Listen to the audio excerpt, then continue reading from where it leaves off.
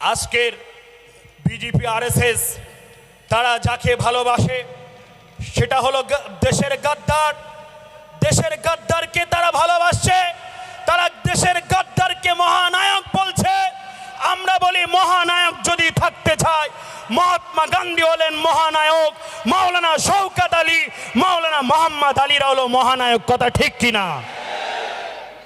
মোহাম্মদ আলী, শওকত আলী দুই ভাই সেদিন ভারতবর্ষকে বাঁচানোর জন্য, ভারতের সংবিধানকে বাঁচানোর জন্য, ভারতের মা বোনেদের ইজ্জত সম্মান রক্ষা করার জন্য, ভারতবর্ষের মানুষকে বাঁচানোর জন্য মা বলেছিল মোহাম্মদ, মা বলেছিল শওকত, তোরা দুইটি ভাই, তোরা ভাত খেয়ে তারপরে ইংরেজ জালিমদের বিরুদ্ধে যুদ্ধ করতে যা।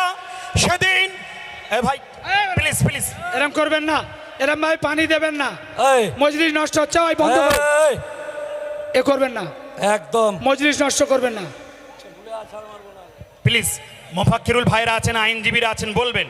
আমি খুব সংক্ষেপে আপনাদেরকে বলছি, আপনাদেরকে বলে রাখি, এই ভারতবর্ষে আজকে নরেন্দ্র মোদীকে দেখাতে চাই তুমি আকাশে ড্রোন দিয়ে দাও, মালঞ্চ বাজারে এইরকম রৌদ্রের মধ্যেও ঘাম ঝরছে, তথাপিও যুব সম্প্রদায় তারা রক্ত দিতে রাজি, জীবন দিতে রাজি, ওয়াকফ বিল পাস করাতে রাজি নাই। কথা ঠিক কিনা? এই ওয়াকফ সংশোধনী আইনের বিরুদ্ধে আমাদের ঐক্যবদ্ধভাবে গর্জে উঠতে হবে। কে তাবলিগ জামাত, কে ফুরফুরা, কে আজানগাছি, কে শিয়া, কে সুন্নি, কে জামাত ইসলামী, এ বাদ বিচার নাই। নরেন্দ্র মোদী তুমি ভুল করেছো, আমরা ঘুমিয়েছিলাম, আমাদেরকে একত্রিত করেছো। এতদিন আমাদের মাইনরিটি বলতে মুসলমানরা এমন গণতান্ত্রিক পদ্ধতিতে গণজাগরণ আন্দোলন ভারতবর্ষে গড়ে তুলবে, আমাদের মেজরিটি বলতেই তোমাদের হবে। আমরা চুরি পরে থাকা মানুষ নাই। কথা ঠিক কিনা? আমরা ঘরে ঘুমিয়ে থাকা মানুষ নাই। ঠিক কিনা? মাওলানা শওকত আলী, মোহাম্মদ আলী বলেছিল, মা আমি বেঁচে যদি 80 পান্তা ভাত খাবো, তোমার সাদা কাপড়টা বার করে দাও, মাথায় কাফনের কাপড় জড়িয়ে ভারতবর্ষের ব্রিটিশটাকে ইংল্যান্ডে পাঠিয়ে দেওয়ার ক্ষমতা যদি আমরা দুই ভাই না রাখি, মা কখনো আর তোমার কাছে তোমার কোলে ফিরবো না। সেদিন মা দোয়া দিয়েছিল, মাওলানা শওকত আলী, মোহাম্মদ আলী মায়ের দেওয়া সাদা কাপড় মাথায় পরিধান করে ভারতবর্ষের 200 বছর ব্রিটিশ খেদাও আন্দোলনে তারা শহীদ হয়েছিল।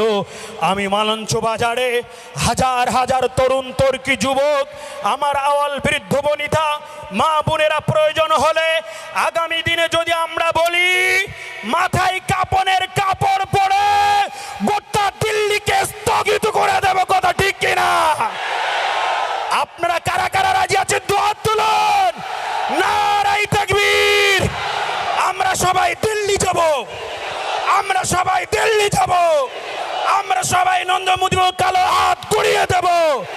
অমিত শাহ, মোদী তোমার ধিক ধিক ধিক্কার, ধিক ধিক ধিক্কার। অসাংবিধানিক কালা আইন মানছি না, মানব না। সবাই ভালো থাকুন, সুস্থ থাকুন। আমার গিয়াসউদ্দিন ভাই, আমার সভাপতি সাহেব, সমস্ত ভাই, কুতুবউদ্দিন ভাইয়েরা, মঞ্চে যারা আছেন, তারা আজকের এই প্রোগ্রামকে সুন্দরভাবে অ্যারেঞ্জ করেছেন। আমি আপনাদেরকে সশ্রদ্ধ ভালোবাসা, আন্তরিক অভিনন্দন, হাসানুজ্জামান দিচ্ছি। সর্বসময় আপনারা আমাদের পাশে ছিলেন, পাশে থাকবেন, আমরা ছেড়ে দেবো রাজি নাই। হাম ছোড় নেই দেঙ্গে, হাম ছোড় নেই দেঙ্গে। নরেন্দ্র মোদী অমিত শাহ দেখা দেঙ্গে আগামী দিন কো। এই বলে আমি শেষ করছি। হাজামা ইন্দি অল ইলমু ইনদাল্লাহ। আসসালামু আলাইকুম রহমতুল্লাহ। এখন আপনাদের সম্মুখে আমাদের আইনজীবী মোফাক্কিরুল ইসলাম বলবেন। তার আগে আমাদের এই